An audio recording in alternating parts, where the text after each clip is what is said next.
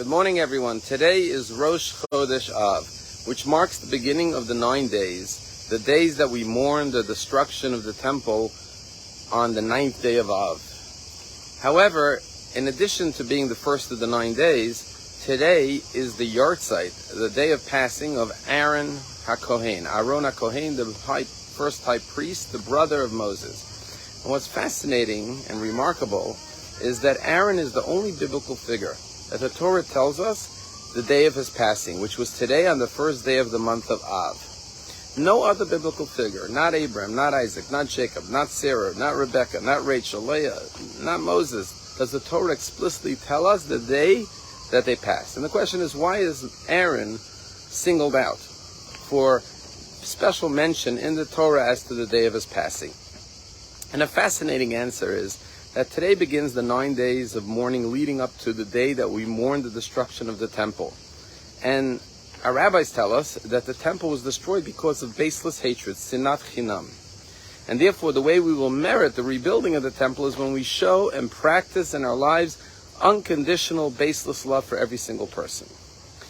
What was special about Aaron the high priest? Our rabbis tell us he was a lover of peace, a pursuer of peace. He loved mankind and drew every single person closer to God and to the Torah. And therefore it says in Pirkei Avot, we should be from the disciples of Aaron to learn from his ways, to be peacemakers and lovers of humanity. And therefore the Torah mentions that today is the day of his passing, to teach us that the way we will merit the rebuilding of the temple is by being disciples of Aaron and learning from his ways to pursue peace.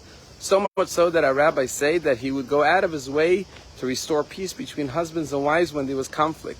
And at his passing, thousands of children who were born because of the intervention of Aaron in their parents' relationships that brought about their birth, walked behind his casket to show special honor and tribute to Aaron for his peacemaking. And therefore we have to restore peace and work on peace during this period of time. You know, the Talmud says that marriage is as difficult as the splitting of the sea. And the question is, why is matchmaking so difficult like the splitting of the sea? Why the miracle of the splitting of the sea? And one novel interpretation is that when God split the sea, it could have remained two seas with a path in between. But what did God do? He brought back the two halves of the sea and reunited it and rejoined them. And therefore what it's teaching us that even when there is a break in a marriage, God forbid, there is a rift, there's a separation, it doesn't have to be permanent. Like the splitting of the sea, it can come back together again. And there's no greater joy when two individuals, whether former friends or parent and child or husband and wife, who were separated because of, God forbid, strife and animosity, conflict, when there's peace restored and they come back together and reunite, there's nothing more beautiful. It's like the miracle, the joy of the splitting of the sea. I read a story recently about this Chabad rabbi from France. He was traveling to New York and he was going to be praying at the grave of the Lubavitcher Rebbe at the Ohel. So someone from his community, a woman, said, listen, having this problem here, if you could take this letter with you to the Rebbe's grave and pray on my behalf as well.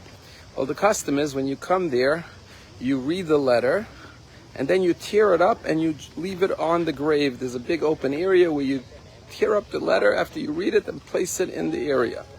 When the rabbi came to the Ohel, to the Rebbe's resting place, he had a dilemma. He said, on the one hand, the custom is to read it and then tear it up and leave it. But this is someone I know in the community. It may be personal, it may be private. They didn't tell me if I should read it or not. So he came up with an idea. He saw a man in the synagogue next to the Ohel who was from France, a French man, a French-speaking Jew. He didn't know him.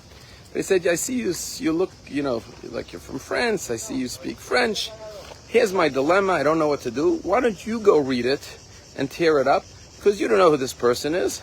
And like this, the letter will be read, but no one will know about her personal story because you don't know who this person is. The person said, I'll be happy to do that. He went in.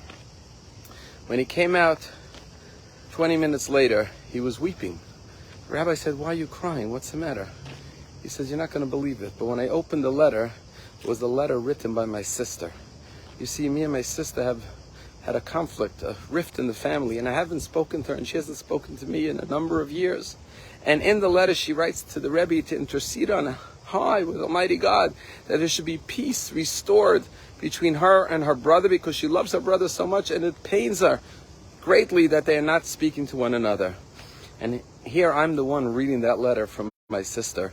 I must go immediately and call my sister. During these 9 days, the best thing we can do to merit the rebuilding of the temple and God's presence in Jerusalem and in the world is to restore peace.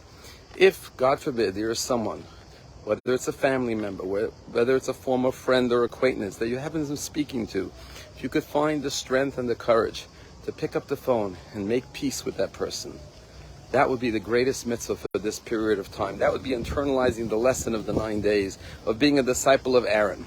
And if you are so blessed that you don't have anyone that you are at odds with, maybe there's someone you know, a family member, a friend, a community member, who is not at peace with someone else, and through your intervention and your influence, you can bring peace between these people. That will be the most appropriate thing to do during these 9 days. Let us merit unity, blessing, harmony, joy, and then ultimately the rebuilding of the temple. And no longer will Tisha B'Av have to be a day of mourning, but it will be transformed into a day of joy and happiness.